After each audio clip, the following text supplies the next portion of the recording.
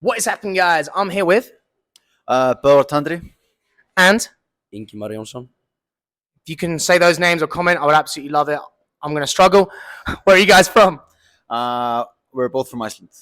Perfect. I love it. And I know that you guys were competing this weekend at Sandclash and enjoying it. You guys come third, so congratulations to you guys. Thank you. How did you find the competition? Oh, it was awesome. It was very quick and exciting, fast events, and very well done. The schedule was on point. The competition floor was great. The warm-up area, the athlete area, everything very nice. No, I appreciate it because behind the scenes, we were very fucking stressed. So we appreciate it a lot. How did you guys find the level of competition for the team event? Going into the competition, we were pretty sure that there were going to be like 3 to 6 teams or something that were going to be like a big threat, and that was kind of the reality. As soon as we finished the first workout, or just as soon as we saw the arms of some of the guys, we just noticed like, okay, these guys do CrossFit for real, you know. Why, does arms indicate how good you are? Because, I'm not doing very good.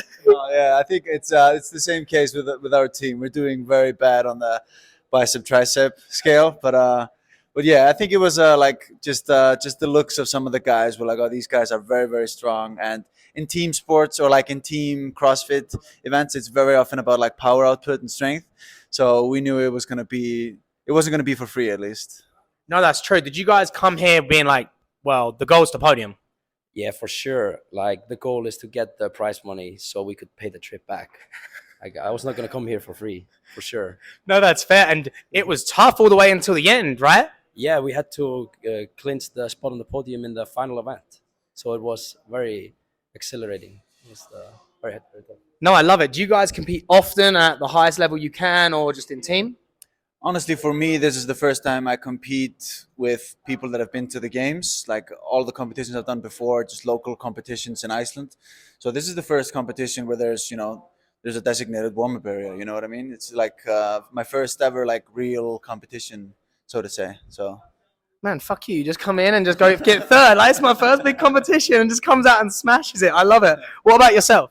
Yeah, I've competed when the sanctionals were back in 2020. So I competed in the Reykjavik CrossFit Championship and the Norwegian CrossFit Championship, and I went to the fittest in Cape Town.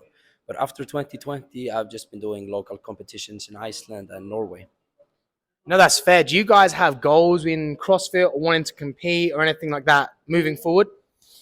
for me, it's just like there was a decision like 2.5 years back when I just wanted to give like competitive CrossFit a go. Like it's always been a dream of mine, and it's always been like, no, there's just no way you'll ever get there.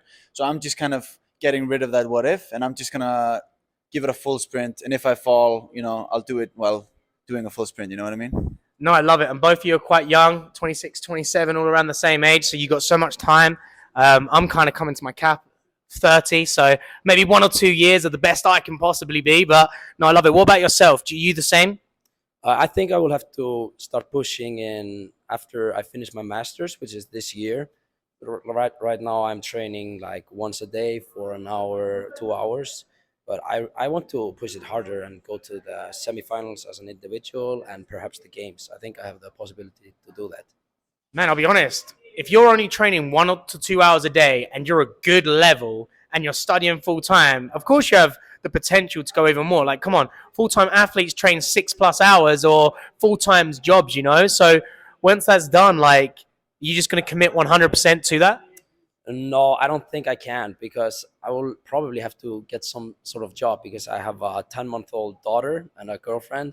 So, yeah, I will have to see. But I want to commit to this at least for 1 or 2 years when I'm still young, so I can get some fun experiences. Congratulations on being a dad. Hey, that's awesome. That's awesome. Do you have any kids? I don't. One day though. That's fine. I'm going to ask you guys some more personal goals outside of CrossFit and the gym. Do you guys have any big personal goals that you want to achieve in life outside of the gym and physical fitness? For me, it's always been a dream to work as like not an actor, but I really like comedy. So doing some sort of like comedy show or something like that, like just like not a sketchy show, like a sketch like Key and Peele. You know what I mean? That sort of show. That's always been a big dream of mine. So kind of just working in the movie area in Iceland, if that makes sense. English is kind of getting in my way, so yeah, I hope that makes sense. No, yeah, I hope so. Hopefully, a bit better with the English, and then just hopefully pursue it in the future. I'm excited. What about yourself? Yeah, I would like mostly to get a career path that I really enjoy personally, and that I feel like I'm spending my time helping people, doing something with people, not alone. Yeah. So I want to be involved with other people. No, yeah, I'm the same. I get it. Being a coach and then transitioning to maybe just online stuff. I'm the same thing. No matter what I do, I want to push people to be better, no matter what. So I think that's the same thing. That's why you're studying, right? Studying medicine because you're like, I want to help people in some way in life, right? Yeah, for sure. To help put the good information out there, counter the the bad flow of sketchy information online, at least. I Go that route. No, yeah, that's awesome. No, I love it. And I'm going to put you guys on the spot on maybe a controversial thing in all sports, drugs. You guys are from Iceland. Do you think that there is a lot of people out there in competitive CrossFit that take to get to the highest level? All honesty.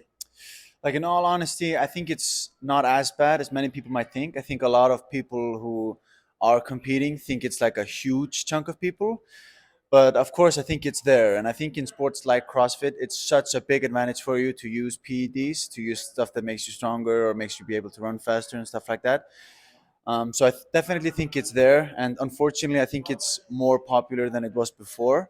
But I don't think it's like a 50% thingy. I think it's a smaller percentage than most people might think. Because after I started training like hard CrossFit training and started to train with people who have gone to the games multiple times, I got to see like this is possible. It's just gonna take years of dedication. And also you can't compare your like sedentary lifestyle of being an accountant and having 3 kids and sleeping 5 hours a day and working out 3 hours a week to the lifestyle of someone like BKG, for example, who's been doing the sport for 12 years and just his whole life and every decision in his life evolves around the sport. You know what I mean? And I think that's true. I think when you see people go from okay to really good, way too fast, throwing the weights around, maybe there probably are. But then when you see people like BKG that went from, he was a decent semi-final athlete or regionals at the time to making the games, to then pushing to podium, you can see that progress over time. And clearly, he's just his full-time job to be the best, right? And I think that's a good example on someone that's been consistent over years and gradually progress over maybe some other people that maybe make the big jump and then the big fall at the same time, right? I don't know about how you feel about it. No, I don't mind if people are just using it for their own personal goals. They do the local competitions, but when we are competing for the cash prizes, and you see somebody who is like, like a little bit sus, then you're like, oh shit, this guy might be taking my second place or first place away from me. And but if you're just doing it for yourself and you want to get a little bit better, yeah, it doesn't matter. I don't care.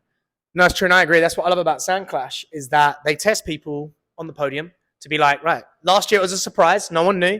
People knew this year it was coming, even though it's in a different way. And I love it because you don't get it at these smaller competitions. So you can get people that go to competition with money, never try and make the games or the semifinals. And they're that Instagram, looking all good, lifting all the weights just for the money. And it ruins the sport in general, stop it from growing. But I appreciate the honesty. And for both of you guys that want to pursue helping people or maybe competitive CrossFit, hopefully I'll see you guys at the highest level or helping people in the best way possible. Cheers, guys. Thanks a lot, man. Thank you very much. Yeah, thanks.